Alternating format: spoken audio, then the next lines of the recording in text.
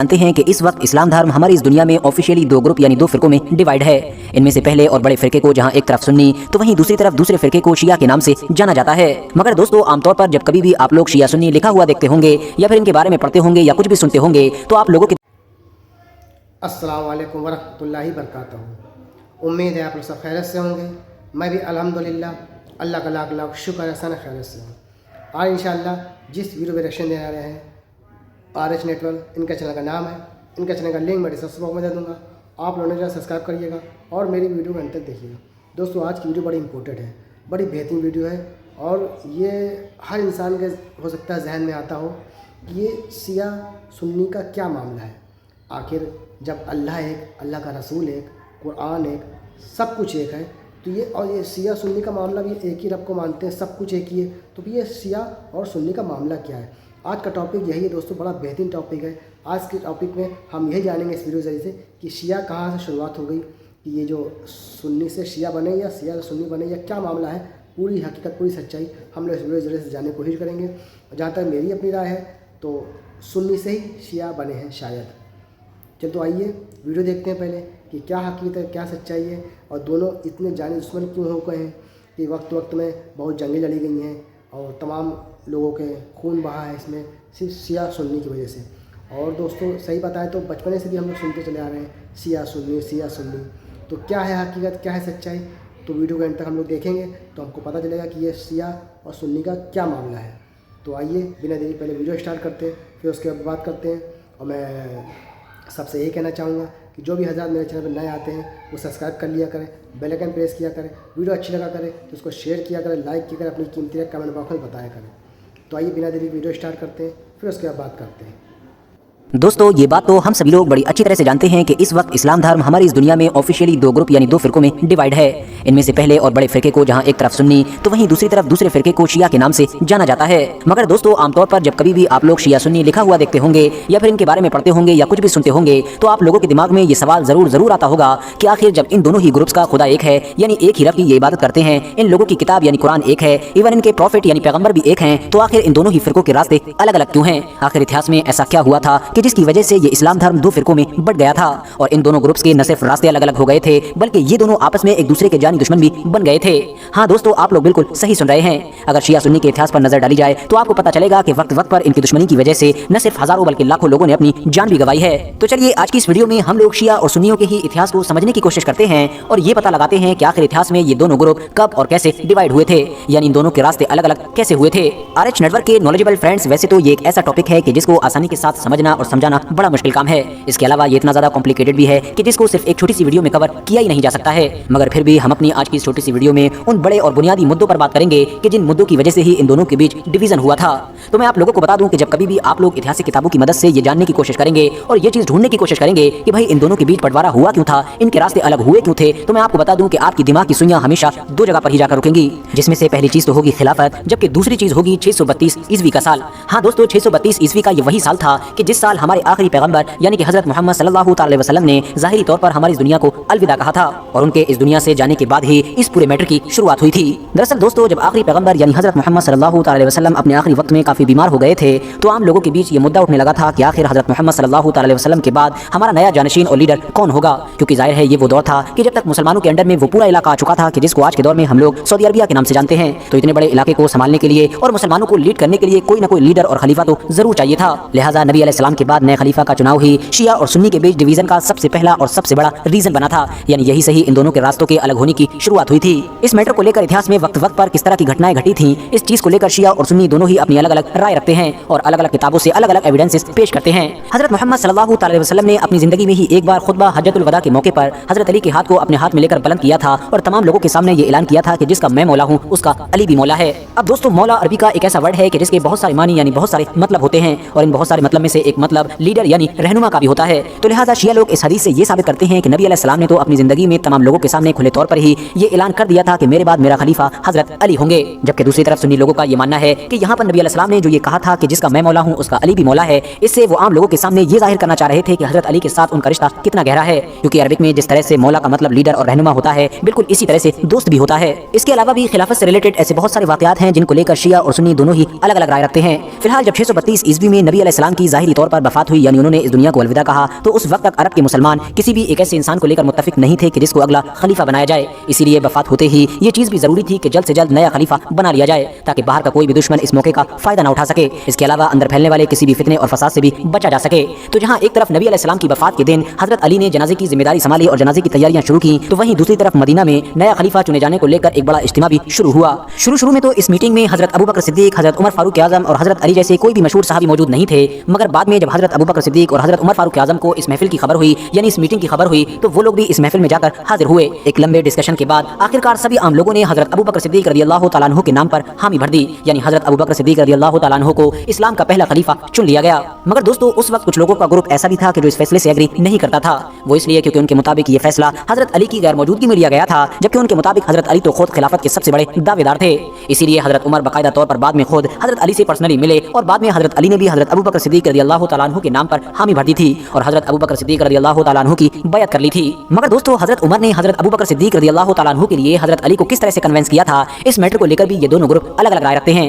जहां एक तरफ सुन्नियों का ये मानना है कि हजरत उमर रज़ियल्लाहु तआला अन्हु ने हजरत अली से पुरअमन तौर पर मुलाकात की थी और एक मशवरे के बाद हजरत अली भी मदीना के आम मुसलमानों की तरह हजरत अबू बकर सिद्दीक रज़ियल्लाहु तआला अन्हु को खलीफा बनाए जाने को लेकर खुशी खुशी मान गए थे। तो वहीं दूसरी तरफ शिया लोगों का इसके बिल्कुल उलट मानना है। उन लोगों के मुताबिक हजरत उमर रज़ियल्लाहु तआला अन्हु ने हजरत अली से पुरअमन तौर पर मुलाकात नहीं की थी, बल्कि हजरत अली तो इस फैसले के खिलाफ थे। इसीलिए हजरत उमर गुस्से में हजरत अली के घर का दरवाजा तोड़कर उनके घर में दाखिल हुए थे और माज़अल्लाह वो दरवाजा भी हजरत अली की बीवी और हुजूर सल्लल्लाहु अलैहि वसल्लम की बेटी यानी कि हजरत फातिमा के ऊपर गिरा था और उसके बाद जबरदस्ती हजरत अली को इस फैसले के लिए राजी किया गया था। हजरत उमर ने जबरदस्ती हजरत अली को सिर्फ हजरत अबू बकर सिद्दीक रज़ियल्लाहु तआला अन्हु के लिए ही राजी नहीं किया था, बल्कि अपने आप को भी उनका खलीफा मनवाया था। यानी इस बात पर भी राजी कर लिया था कि हजरत अबू बकर सिद्दीक रज़ियल्लाहु तआला अन्हु की वफात के बाद मुसलमानों का खलीफा कोई और नहीं बल्कि खुद हजरत उमर बनेंगे। मगर दोस्तों दरवाजा तोड़कर घर में घुसने वाली ये जो रिवायत है ये दरअसल झूठी और इस्लाम के खिलाफ एक साजिश मालूम होती है। वो इसलिए क्योंकि जिस दौर की ये बात की जा रही है उस दौर में तो अरबों के यहाँ पर दरवाजे का तस्वुर ही नहीं था। आमतौर पर उनके घरों का जो एंट्री गेट हुआ करता था, यानी जहाँ से घर के अंदर दाखिल हुआ जाता था, वहाँ पर दरवाजों की बजाय बड़े बड़े कपड़े के पर्दे डाले जाते थे।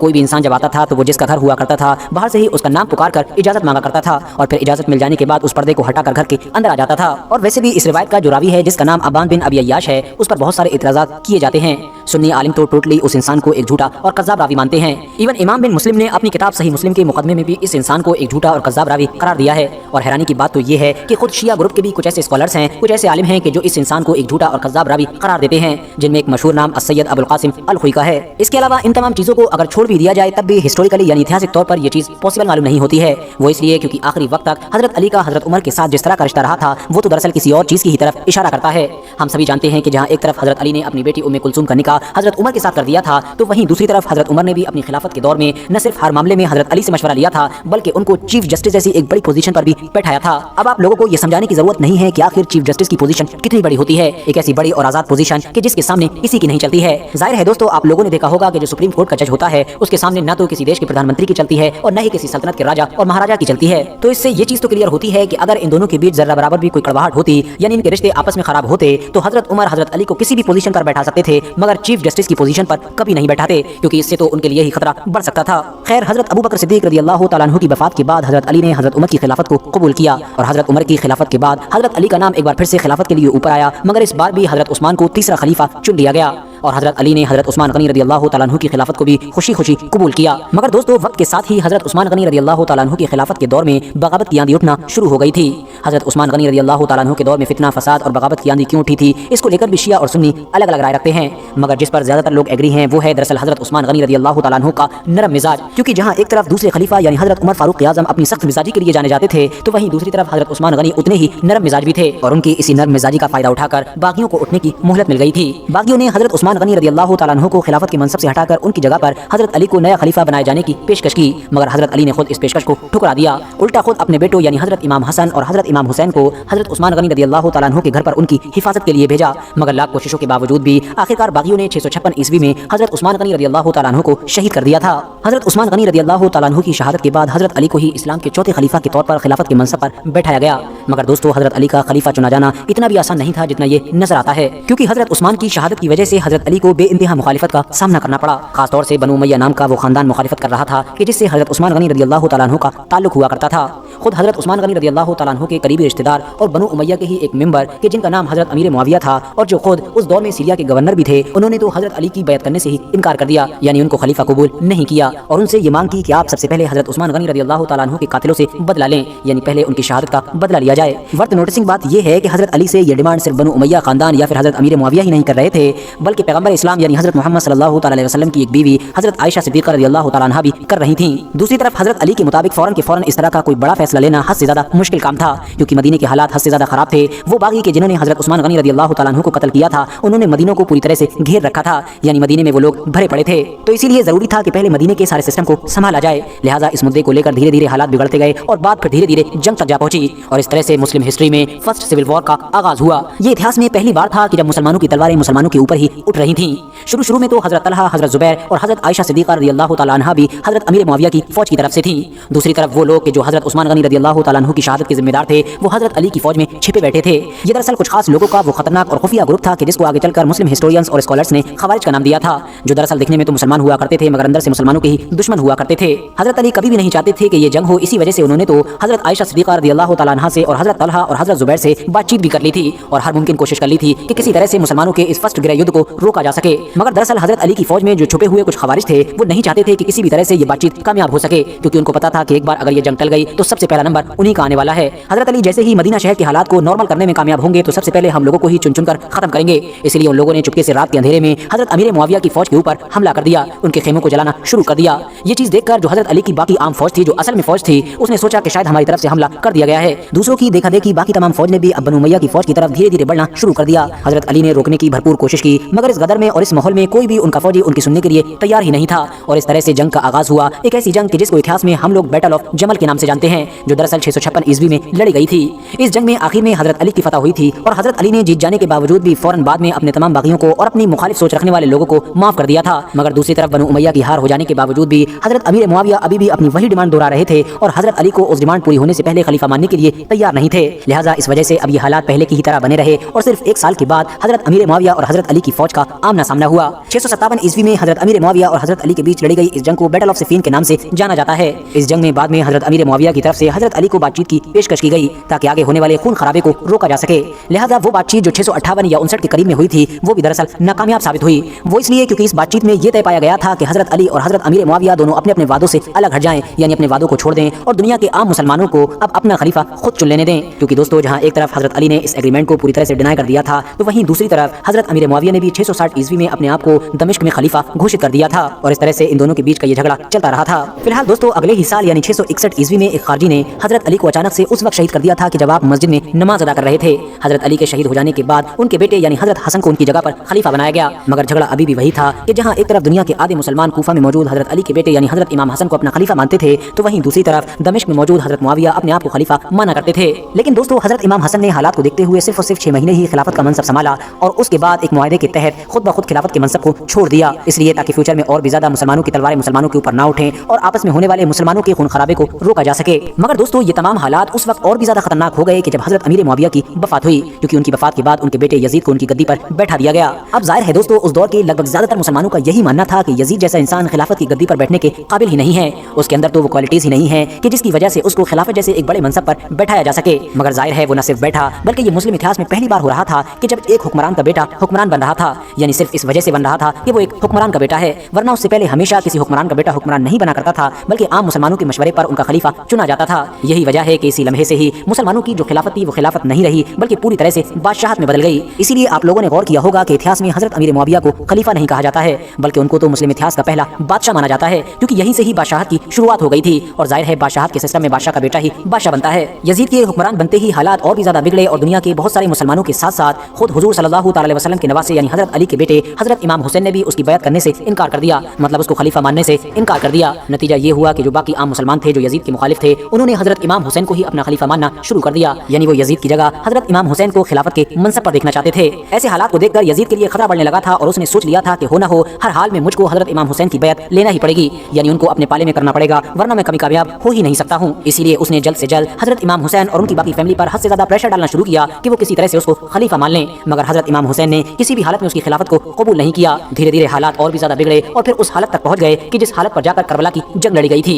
मुझे उम्मीद है कि करबला के मैदान में क्या हुआ वो सब कुछ आप लोगों को बताने की जरूरत नहीं है, क्योंकि आप लोग ऑलरेडी बड़ी गहराई के साथ उस पूरे मैटर के बारे में जानते होंगे और वैसे भी छोटी सी वीडियो में उसको कवर करना मुमकिन नहीं है, वरना ये वीडियो हद से ज्यादा लंबी हो जाएगी। मगर फिर भी अगर आप लोग जानना चाहते हैं तो मैं ऑलरेडी उस टॉपिक पर बहुत सारी वीडियोस बना चुका हूँ। आसान लफ्जों में बस इतना समझिए कि यजीद की जालिम फौज ने 10 मुहर्रम के दिन करबला के मैदान में हजरत इमाम हुसैन के साथ साथ उनकी फैमिली के ज्यादातर लोगों को शहीद कर दिया था और हजरत इमाम हुसैन की ये शहादत मुसलमानों के शिया सुन्नी डिवीजन के लिए आखिरी ताबूत की कील साबित हुई थी, क्योंकि इसके बाद तो पूरी मुस्लिम दुनिया के हालात इतने ज्यादा बदल गए कि जिसको आज भी हम लोग अपनी आंखों से देख सकते हैं। दोस्तों, अहले तशी के जिनको आमतौर पर हजरत अली के हामियों की जमात माना जाता था, वो शुरू में तो सिर्फ और सिर्फ एक पॉलिटिकल तहरीक थी, यानी एक ऐसी सियासी तहरीक कि जिसका मकसद बनु उमैया के खानदान की हुकूमत का तख्ता पलट करना था और उनकी जगह पर अहले बैत यानी नबी अलैहिस्सलाम की फैमिली के ही एक मेंबर को नया लीडर बनाना था, यानी मुस्लिम दुनिया का लीडर उनको नबी अलैहिस्सलाम के खानदान के ही एक मेंबर को बनाना था। मगर बाद में धीरे धीरे इतिहास के साथ साथ कुरान, हदीस और इस तरह की हर चीज में अलग अलग राय रखने की वजह से और हर चीज को अलग अलग तरह से मानने की वजह से ये अहले तशी एक सियासी तहरीक से फिरके में बदल गई और आज के दौर में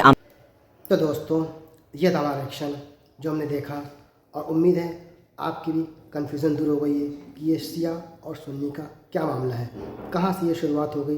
किस तरह से हो गई और इसके चक्कर में तमाम लोगों की जानिब चली गई, तमाम जंगें हुई, लड़ाई झगड़ा हुआ या दंगे फसाद कह लीजिए, इस तरह से शिया सुन्नी का मामला रहा। और उम्मीद है आपको वीडियो अच्छी लगी होगी। वीडियो अच्छी लगी हो तो इसको शेयर करिएगा ताकि हर आदमी को ये मसला समझ में आ जाए कि ये शिया सुन्नी क्या मामला है। हम आपसे मिलेंगे अब नेक्स्ट वीडियो में, तब तक के लिए अस्सलाम वालेकुम वरहमतुल्लाहि वबरकातुहू।